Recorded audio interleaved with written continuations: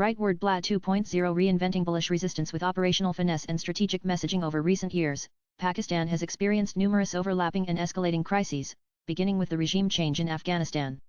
In August 2021, Pakistan's hybrid regime initially welcomed the developments that led to the rise of its long-standing ally Taliban.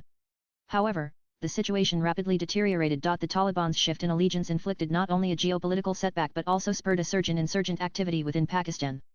Beyond the purported Taliban backing of terrorist organizations, particularly the Tehreek-Taliban Pakistan or TTP, a claim the Taliban refutes, there are various other factors contributing to the group's structural and operational transformations. The Bullish Liberation Army BLA, regarded as the most formidable and ambitious insurgent faction in Pakistan alongside the TTP, clearly exhibits signs of tactical and ideological evolution, necessitating that the Pakistani state recognizes these changes in order to formulate appropriate countermeasures. The Bullish Liberation Army BLA emerged during the late 1990s and early 2000s as an armed resistance against what the bullish population perceives as systemic marginalization and exploitation by the Pakistani state. Balochistan, largest yet poorest province in the country, possesses significant reserves of natural resources, including coal, natural gas, gold, and copper.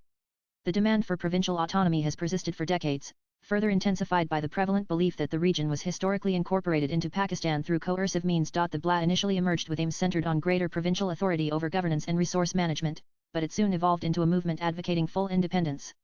Originally led by tribal figures such as Baloch during its early phase, the organization has since experienced a leadership transition, now predominantly composed of educated middle-class individuals, including women.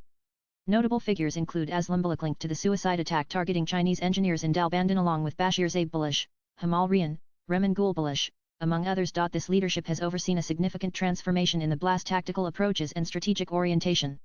Once primarily associated with hit-and-run attacks in mountainous regions typically targeting gas pipelines, mobile towers, railway lines, and similar infrastructure, the group has shifted towards more coordinated and advanced urban guerrilla assaults against state security personnel. A notable recent example occurred on March 11, when BLA militants hijacked the Quetta-Peshawar Jafar Express, demanding the release of bullish political prisoners and victims of enforced disappearances.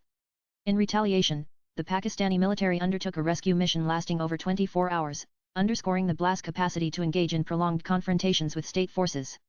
Furthermore, the escalation of suicide attacks, especially since the reactivation of the Majid Brigade, the BLA's suicide unit in 2018, has added a new layer of lethality and strategic depth to its operations. These attacks have also included female combatants such as Sherry Baloch, who killed 3 Chinese lecturers at the Confucius Institute at Karachi University in 2022.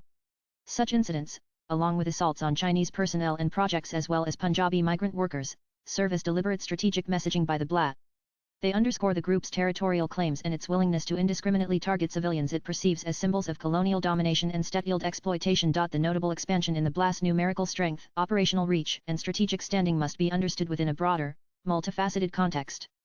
Crucially, recognizing the debilitating effects of factionalism, several bullish insurgent groups opted to unite in 2018 under the collective banner of the Bullish Rajya Ajoy Sangar Bras.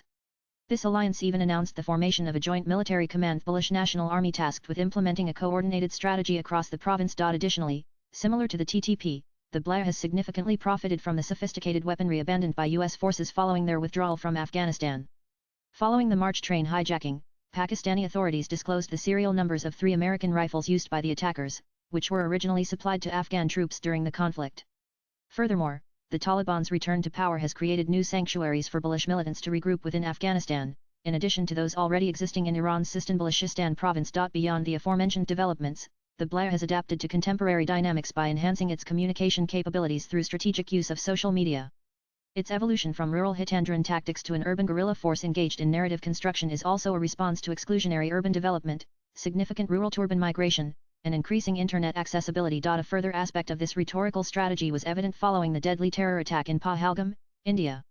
In a statement issued on May 11, the BLA claimed responsibility for executing 71 coordinated attacks across 51 locations in the province as part of preparations for Operation Harov 2.0, shedding light on the group's broader strategic calculus.